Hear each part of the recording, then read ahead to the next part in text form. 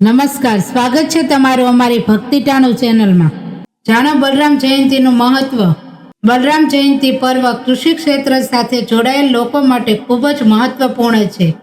સાથે જ મહિલાઓ આ દિવસે છઠ માતા માટે વ્રત ઉપવાસ કરે છે। આ વ્રત સંતાન સુખ, સ્વાસ્થ્ય અને સારા જીવનની કામના સાથે કરવામાં આવે છે। દર વર્ષે ભાદરવા મહિનાના વદ પક્ષની છઠ તિથિ બલરામ જયંતી ઉજવવામાં આવે છે। તેને હળસઠ પણ કહેવામાં આવે છે। દ્વાપર યુગમાં આ તિથિ ભગવાન વિષ્ણુને પ્રિય શેષનાગજીએ બલરામના સ્વરૂપમાં અવતાર લીધો હતો। બલરામ હલ અને ખલને શસ્ત્ર સ્વરૂપમાં ધારણ કરતા હતા, જેના કારણે તેમને હલધર પણ કહેવામાં આવે છે। આ પર્વમાં બલરામ અને શ્રી કૃષ્ણનો વિશેષ અભિષેક કરવો જોઈએ। છઠ માતા માટે વ્રત કરવામાં આવે છે। આ તિથિએ મહિલાઓ સંતાનની સુખ સમૃદ્ધિની કામના સાથે છઠ માતા માટે વ્રત ઉપવાસ કરે છે, વિશેષ પૂજા કરે છે।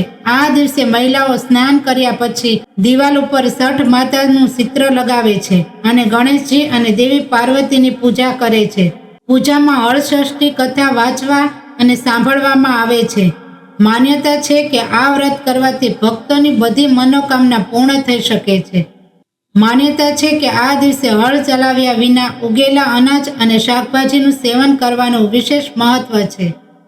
આ દિવસે બાળ ગોપાલ માટે વ્રત ઉપવાસ કરવામાં આવે છે। રાતે બાળ ગોપાલને વિશેષ અભિષેક અને પૂજન કરવામાં આવે છે। નવા વસ્ત્ર અર્પણ કરવામાં આવે છે। ફૂલોથી શૃંગાર કરવામાં આવે છે। માખણ મિશ્રીનો ભોગ તુલસી સાથે ધરાવવામાં આવે છે। બલરામ ગદા યુદ્ધમાં પારંગત હતા। ભીમ અને દુર્યોધન તેમના પ્રિય શિષ્ય હતા। મહાભારત યુદ્ધના અંતમાં જ્યારે ભીમે દુર્યોધનને જાંઘ પર ગદાના નિયમો વિરુદ્ધ પ્રહાર કર્યો હતો, ત્યારે બલરામ ભીમ ઉપર ખૂબ જ ગુસ્સે થયા હતા। તે સમયે શ્રી કૃષ્ણને સમજાવવાથી તેમનો ગુસ્સો શાંત થયો હતો।